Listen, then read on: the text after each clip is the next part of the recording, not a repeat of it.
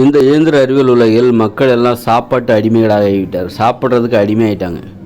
3 வேளையும் உண்ணா நோன்பு என்பது பேச்சுக்கே இடமில்லை. உணவில் கட்டுப்பாடே இல்லை. எல்லாரும் சாப்பாட்டு அடிமைகளாக மாறிவிட்டார்கள்.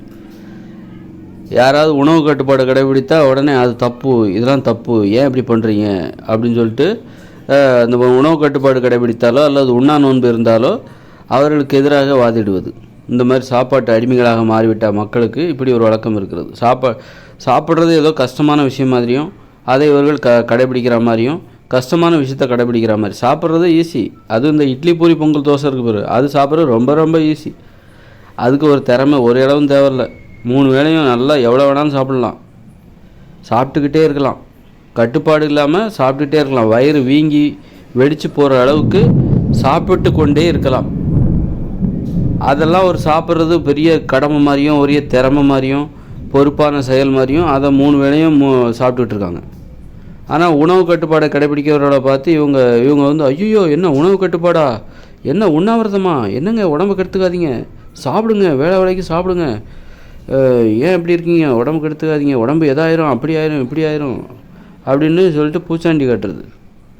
ஏதோ மிகப்பெரிய கஷ்டமான வேலையை இவங்க செஞ்சிட்ருக்கா மாதிரியும், பொறுப்பான வேலையை இவங்க செஞ்சிட்ருக்கா மாதிரியும், இந்த இட்லி பூரி பொங்கல் தோசையெல்லாம் ஒரு சாப்பிட்றது ஒரு பொறுப்பான செயல் மாதிரியும், இதை இவங்க கஷ்டப்பட்டு ஒரு வேலை, இது கஷ்டப்பட்டு செய்ய வேண்டிய வேலையே இல்லை, எல்லாருமே ஈஸியாக செய்யக்கூடிய வேலை இது. சாப்பிட்றது இந்த இட்லி பூரி பொங்கல் தோசைங்கிறது, இதை சாப்பிட்றதுக்கு திறமை ஒன்றும் தேவையில்லை. வயிறு இருந்தால் போதும், வாயும் வயிறு இருந்தாலே போதும், சாப்பிட்டுட்டே இருக்கலாம்.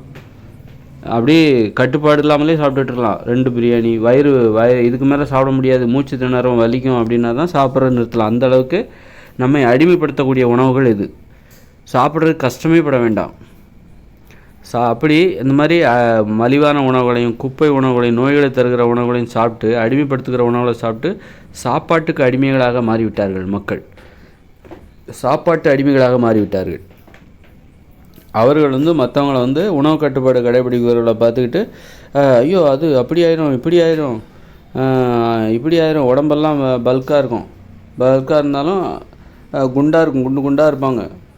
உணவு கட்டுப்பாடை கடைபிடிக்கிறவங்கள பார்த்துட்டு கூப்பாடு போடுவாங்க, உடம்பு வீணாக போயிடும், உடம்பு விட்டு போயிடும், அப்படி ஆகிடும், இப்படி ஆகிடும் அப்படின்னு சொல்லிட்டு பூச்சாண்டி காமிச்சிட்ருப்பாங்க, பயமுறுத்திட்டு இருப்பாங்க. அதனால் சாப்பிட்றது, அதுவும் இட்லி பூரி பொங்கல் தோசையெல்லாம் சாப்பிட்ற ஒரு திறமையே கிடையாது.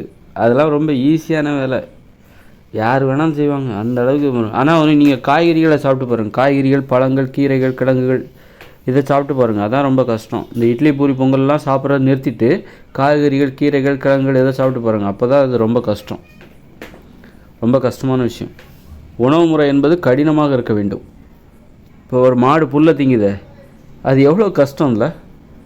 உங்களால் ஒரு கைப்பிடி புல்லை கூட திங்க முடியாது. ஆனால் அந்த மாடு வந்து வயிறு நிறைய புல்லையே திங்குது.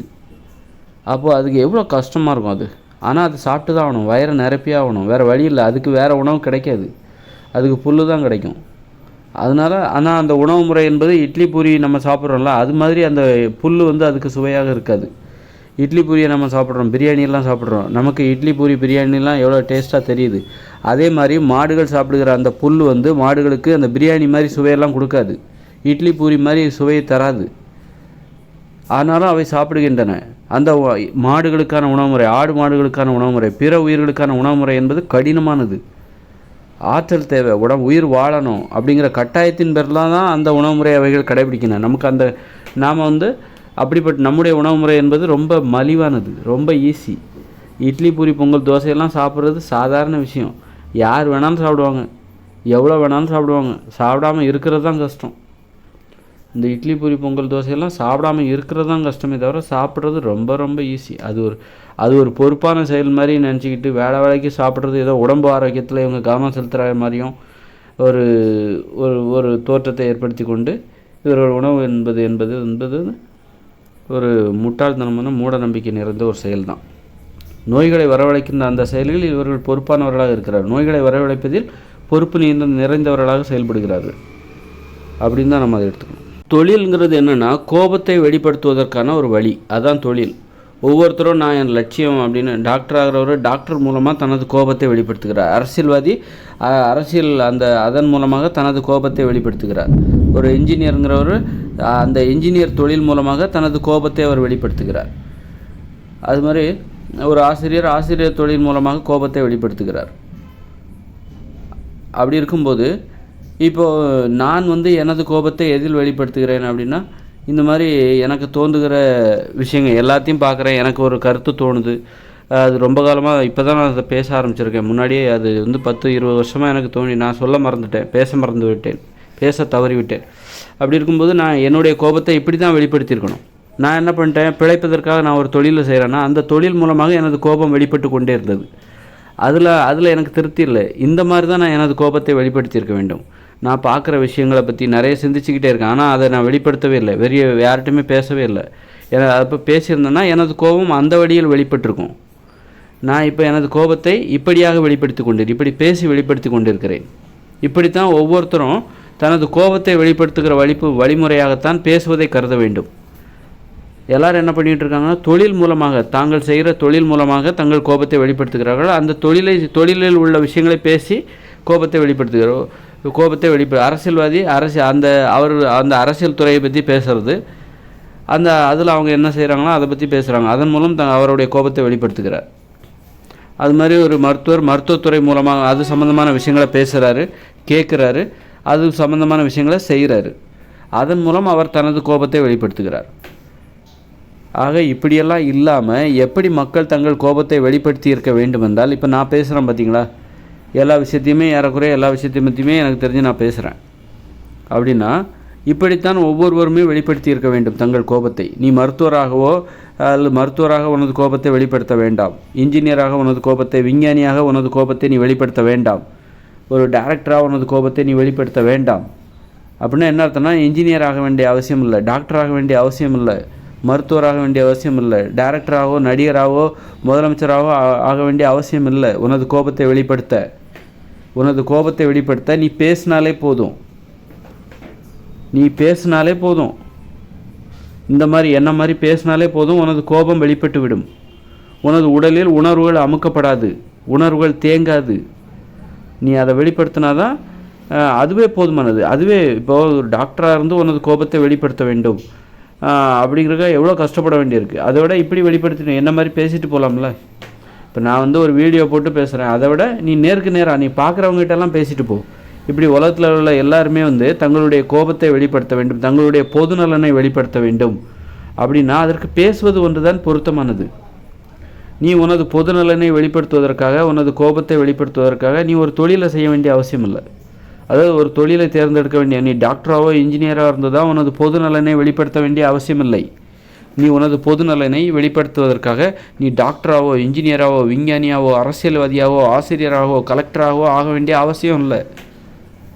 நீ பேசினாலே போதும். நீ பார்க்குற எல்லா விஷயத்தை பற்றி நீ பேசினாலே போதும். உனது அனுபவங்களை நீ பேசினாலே போதும். அதை பேசக்கூடாது, இதை பேசக்கூடாதுன்னு நீ வந்து தடுக்க வேண்டிய அவசியமே இல்லை. எல்லாவற்றையும் பற்றி பேசு. அப்போ தான் உனது கோபம் முழுமையாக வெளிப்படும். ஏன்னா இங்கே நடக்கிற புரட்சிகள் எல்லாமே வந்து பேச்சால் தான் நடந்துச்சு.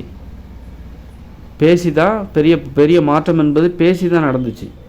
பேசி தான் நடந்துச்சு. மாற்றம் என்பது பேச்சில் தான் இருக்குது.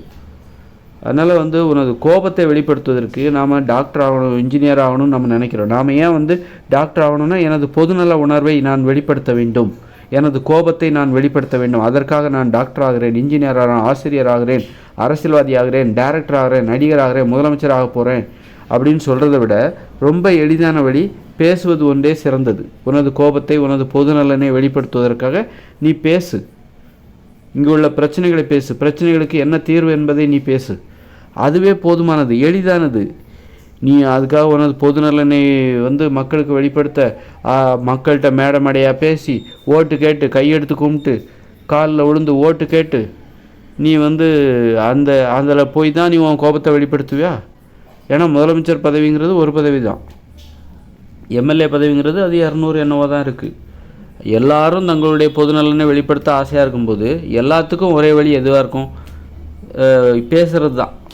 உனது பொதுநலனை வெளிப்படுத்துவதற்கு எல்லாரும் மருத்துவராக முடியாது, எல்லாரும் முதலமைச்சராக முடியாது, எல்லாரும் ஒரு விஞ்ஞானியாவோ இன்ஜினியராகவோ ஆக முடியாதுல்ல. அப்போது எல்லாருக்கும் ஒரு வழி, எல்லாருக்கும் பொதுவான ஒரு வழி, எளிதான ஒரு வழி, எல்லாத்துக்கும் அந்த வழி எளிதாகவும் இருக்கணும். அதுதான் பேசுறதுன்னா என்னென்னா பிறரை வழி நடத்துவது. பிறர் வழியில் நடப்பதற்காகவும் நாம் பேச வேண்டும், பிறரை வழி நடத்துவதற்காகவும் பேச வேண்டும். நமது பொது நலனை பிறரிடம் வெளிப்படுத்த வேண்டும். அறிவுங்கிறது என்னென்னா நம்முடைய பொது நலன்தான். பிறருக்கு வழி நடத்துவது, பிறரை வழி நடத்துவது, பிறருக்கு வழிகாட்டியாக இருப்பது, அதுதான் அறிவு. ஆக பேசுவது தான் பொது நலனை, கோபத்தை வெளிப்படுத்துவதற்கான ஒரே வழி.